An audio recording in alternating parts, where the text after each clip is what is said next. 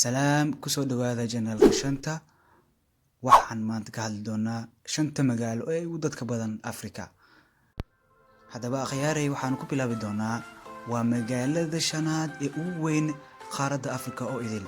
Waxaa magaceeda ay tahay magaaladaasi Abidjan oo ah caasimadda dhaqaalaha ee waddanka Ivory Coast. Waddankan waa waddan aad iyo aad u qurux badan, dadkiisu ay ka shaqeeyeen maalgashiga gudaha iyo dibaddana uu aad iyo aad u kordhayo. sidoo kale magaalada waxay shaqaaleysiisaa boqolkiiba 18 dhammaan dadka ku nool ee waddanka. tirakoobkii ugu dambeeyay ee la sameeyay ayaa waxaa lagu xaqiijiyay in magaalada ku nool yihiin dad 5,200,000 qof gaaraya. magaalada maalin kasta iyo bil kasta iyo sanad kastana dadku way ku soo kordhayaan, shaqo ayay soo raadsanayaan. waa magaalo aad iyo aad u ganacsigeedu u badan yahay, maadaama magaaladanu ay tahay magaalo xeebeed. waxay leedahay deged aad iyo aad u ballaaran oo ay kaga faa'iideysato wadamada deriska ah ee aan badda lahayn sida wadamada Mali, Burkina Faso, Niger oo dhammaantood aan wax badan lahayn. sidoo kale magaalada waxaa u soo dalxiistay dad aad iyo aad u fara badan ee ka yimaada adduunka dacaladiisa oo idil.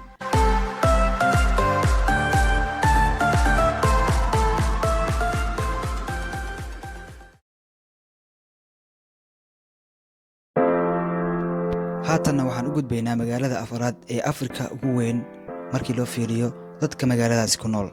waa magaalada magaceedu yahay Luanda ee caasimadda u ah waddanka Angola. waxay ku taallaa koonfur galbeed Afrika. waxaa ku nool magaaladan 8 milyan oo qof. Luanda haddaba waa magaalo xeebeed afka u saaran badweynta Atlantic.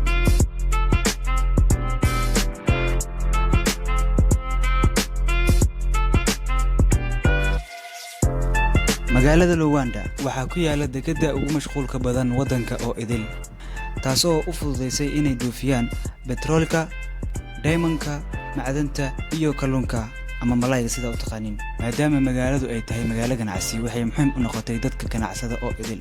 waxay fadhi u noqotay magaalada ganacsato ka kala yimid caalamka oo idil, waxaana lagu qiyaasaa dadka ku nool magaalada inay gaari doonaan 10 milyan markii la gaaro 2030.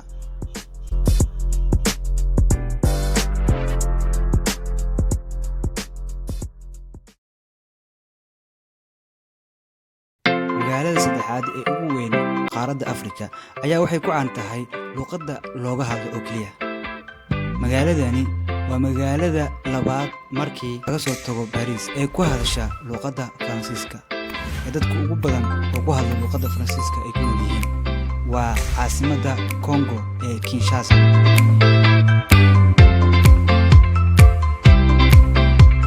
inkastoo waddanka uu yahay waddan iska fakhri ah, haddana magaalada dib muusan u celin. waxay noqotay magaalooyinka ugu waaweyn ee Afrika.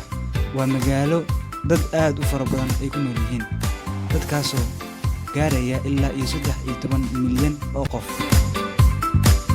Kinshasa ma lahan deked iyo xeeb midnaba, sidaasoo ay tahay ma aysan hakin caqabadooyinkaas. inkastoo waddanka uusan xasilooli ka jirin, corruption-kana uu iska badan yahay, magaalada ma aysan helin faa'iidadii ay ka heli lahayd ganacsigaas oo idil.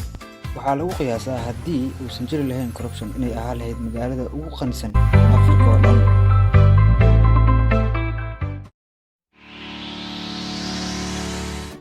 waxaan soo gaarnay magaalada labaad ee ugu dadka badan qaaradda Afrika. magaaladan waxay ku taallaa waqooyiga Afrika. magaceedu waa Qaahiro, caasimadda Masar ama Egypt sida u taqaanid. magaaladan waa magaalo aad u ballaaran, waxay hareereysaa webiga weyn ee caanka ah ee Nile. sababaha ugu weyn ee dadka ugu soo bateen magaaladan 40 sano oo la soo dhaafay ayaa ah in dhaqaalaha uu kordhayay sanadihii ugu dambeeyay.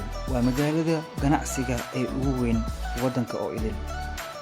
magaalada waxa ay ku soo kordhisaa dhaqaalaha waddanka boqolkiiba 80. waa magaalo aad dadku ay uga shaqaystaan, gobollada waddankana uga imaadaan. waxaa lagu qiyaasaa inay ku nool yihiin 20,400,000 oo qof sanadka 2020.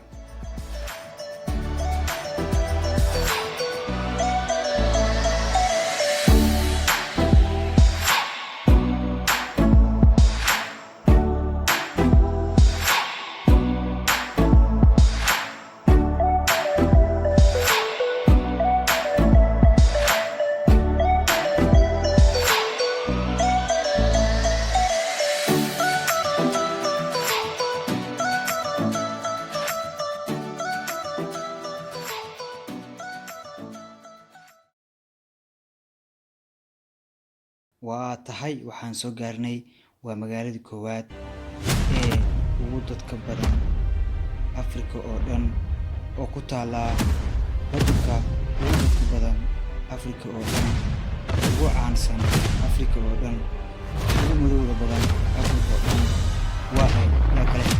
waa Nigeria caasimadda ganacsiga caasimadda waddanka maahan caasimadda ganacsiga ee Lagos ama Lagos sa u taqaanid ee waddanka Nigeria dadka ku nool ayaa ah 21 milyan oo qof waa magaalo aad u ganacsi badan waa magaalo dhaqaalaheeda lagu tilmaamay inuu gaaro 90 bilyan oo dollarka Mareykanka ah magaaladan waxaa lagu tilmaamaa haddii ay ahaan lahayd waddan kaliya inay noqon lahayd waddanka 7aad ee ugu dhaqaalaha badan Afrika oo idil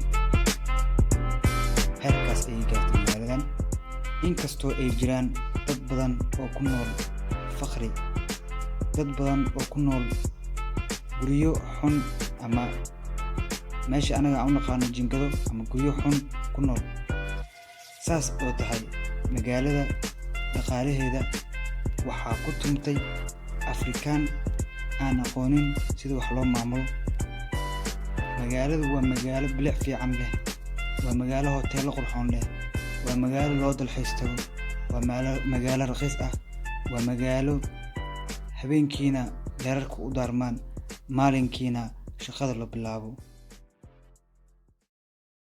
fadlan like share comment and please subscribe no sir